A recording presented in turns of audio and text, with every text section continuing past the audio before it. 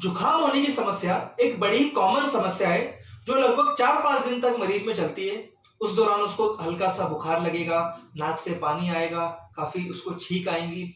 ये समस्या 4-5 दिन होके अपने आप ठीक हो जाती है। लेकिन कभी कभी ये देखा जाता है कि ये समस्या थोड़ी और आगे बढ़ जाती है और मरीज को सिर में दर्द होना, खास करके इस जगह पे, यहाँ पर या इस जगह पे, या फिर चेहरे में उसको भारीपन लगेगा।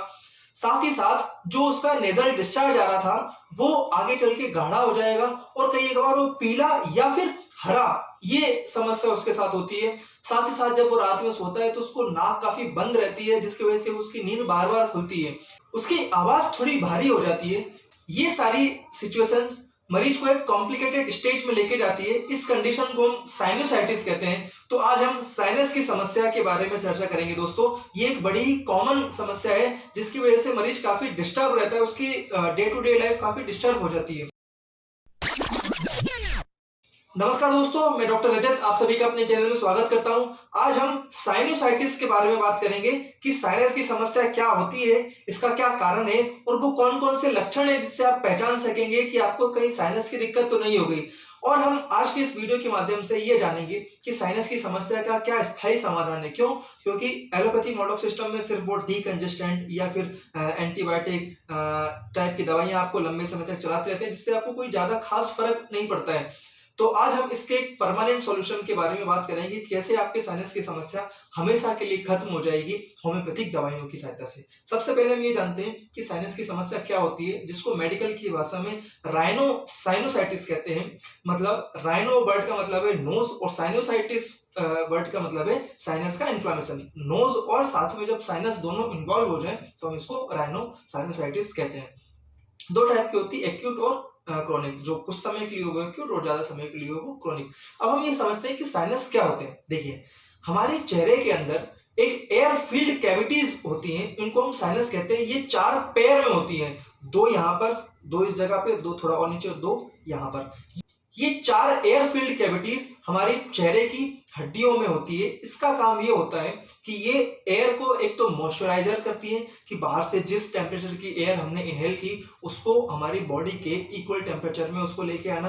साथ ही साथ इनमें हवा भरी रहती है, जिसकी वजह से हमारी जो स्कल है उसमें हमको थोड़ा सा हल्कापन महसूस हो, ताकि हमें चेहरे का या हमें सिर का वजन महसूस ना हो। क्योंकि ये एयर फील्ड कैविटीज है, तो उसके वेट को मेंटेन करने के लिए ये हमारे शरीर में होती है। साथ ही साथ ये हमारी वॉइस को, हमारी जो आवाज होती है उसके रिजोनेंस के लिए, ताकि हम प्रॉपरली जो हम वर्ड बोलते हैं उसको बनाए रखें, उसका ये काम होता है साइनस का। तो जब भी साइनस के अंदर इन्फ्लामेशन या सूजन आ जाएगी तो ये सारे काम डिस्टर्ब हो जाएंगे, जिसकी वजह से मरीज को चेहरे में, सिर में भारीपन का एहसास होगा। साथ ही साथ उसकी नाक बंद उसको लगेगी, जब वो बोलेगा तो उसकी आवाज भारी हो जाएगी। ये सारे सिम्टम उसको देखने को मिलते हैं।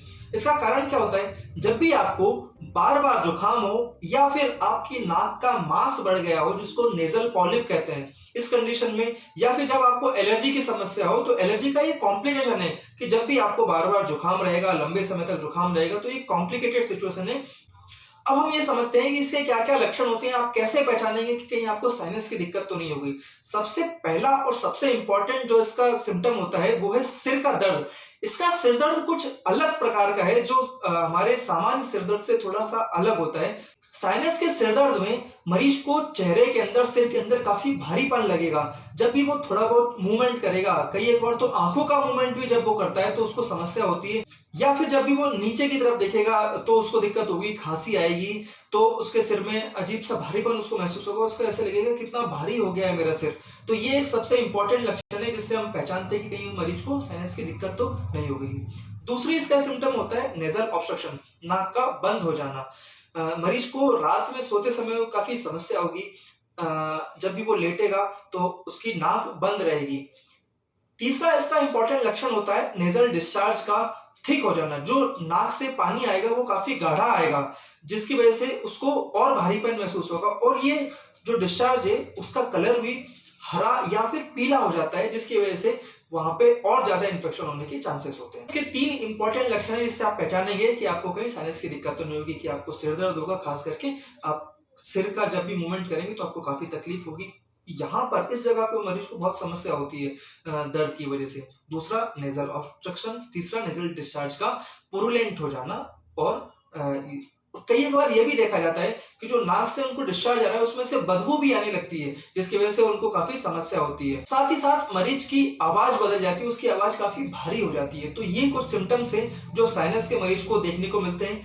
ये एक बड़ी ही समस्या देने वाली स्थिति हो जाती है मरीज के लिए। क्यों? क्योंकि सिर दर्द की वजह से वो अपने किसी काम में मन नहीं लगा पाएगा। अगर वो स्टूडेंट है तो लिख रहा है, नीचे सिर करके बैठेगा तो उसको बैठते नहीं बनेगा। अगर वो ऑफिस में काम करता है, अपने लैपटॉप पे काम कर रहा है, कुछ और कर रहा है, तो वहां पे उसको फोकस नहीं कर पाएगा। तो मैं समझता हूँ कि आप साइनस के लक्षण को समझ गए होंगे। अगर आपको इनमें से कोई भी लक्षण है, आपको सिर दर्द होता है या आपको नेजल डिस्चार्ज ज्यादा गाढ़ा हो गया है या फिर आपकी आवाज भारी हो गई है, रात में नाक बंद रहती है, तो अपने किसी डॉक्टर से मिलिए, अपना साइनस की जांच कराइए। अगर उसमें आपको साइनस आता है तो आप उसका प्रॉपर इलाज लीजिए, जिससे आपको इन समस्या से रिलीफ मिल सके और अपनी नॉर्मल लाइफ को आप जी सके।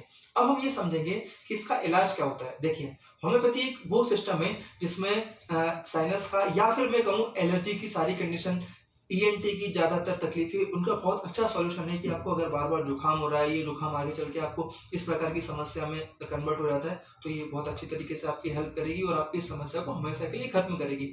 अब हम ये बात करते हैं कि कौन कौन सी वो दवाइयां हैं जो साइनोसाइटिस के केस में इस्तेमाल होती है। तो सबसे इंपॉर्टेंट दवाइयों के बारे में बताऊंगा जो साइनस के लगभग 60 से 70% केस को काफी इजीली टैकल कर लेती है। वो दो दवाइयां हैं, काली बाइक्रोन और दूसरी दवाई स्ट्रिक्टा पल्मोनरिस। ये दो काफी इंपॉर्टेंट दवाइयां हैं जिसमें हेडेक, नेजल सिक्रेशन का पुरुलेंट होना, साथ ही साथ नेजल ऑब्स्ट्रक्शन, ये सारी चीजों को ये कवर करती है दोनों दवाइयां। तो सिम्टम्स के आधार पर हम दवाई का सिलेक्शन करते हैं। साथ ही साथ इसमें पल्सेटिला, ऑरम, म्यूर, ट्यूक्रियम, मैरम, इस प्रकार की और भी दवाइयां, सेबाडिला, सेंगुनिरिया, कैन, इन दवाइयों का भी सिम्टम्स के आधार पर कि मरीज को कैसे सिम्टम्स है, किन चीजों से उसको बढ़ता है तकलीफ, किन चीजों से आराम आता है, और भी सारी चीजों को कंसिडरेशन में रख के दवाई का सिलेक्शन करते हैं। देखिए, दवाई का सिलेक्शन प्योरली आपके सिम्टम्स पे, आपको किस प्रकार की समस्या है, किन चीजों पे बीमारी डिपेंड करती है, इन सब चीजों पे डिपेंड करता है। तो इतना आसान नहीं कि आप वीडियो देखें और आप दवाई का इस्तेमाल करने लगे और आपको ठीक हो जाए। तो अगर आपको ऐसी समस्या है तो आप किसी डॉक्टर से प्रॉपर मिलिए, अपना प्रॉपर इलाज कराइए। मैं आपको आश्वासन देता हूँ कि आपकी समस्या हमेशा के लिए खत्म हो जाएगी और आप अपना जो डेली रूटीन है उसको प्रॉपरली फॉलो कर पाएंगे और आपको बार बार जुकाम भी नहीं होगा और आगे चल के साइनस में कन्वर्ट भी नहीं होगा। इसी प्रकार के इन्फॉर्मेटिव वीडियो को देखने के लिए मेरा चैनल सब्सक्राइब कीजिए, वीडियो को लाइक कीजिए। अब हम मिलेंगे अगले मंगलवार और शनिवार को आने वाले और भी इन्फॉर्मेटिव वीडियोस के अंदर। तब तक के लिए नमस्कार।